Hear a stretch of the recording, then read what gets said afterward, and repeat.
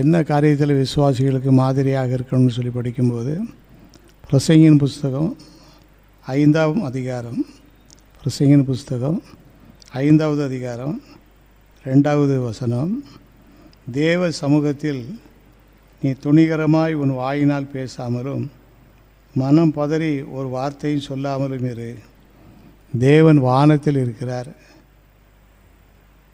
ஆதலால் நீ பூமியில் இருக்கிறாய், ஆதலால் உன் வார்த்தைகள் சுருக்கமாக இருப்பதாக.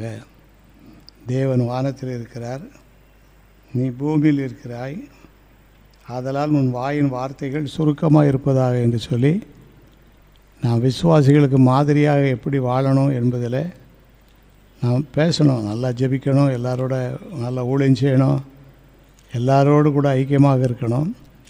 அதே நேரத்தில் நம்முடைய தனித்தன்மையை நம்ம இழந்துடக்கூடாது. ஆண்டவர்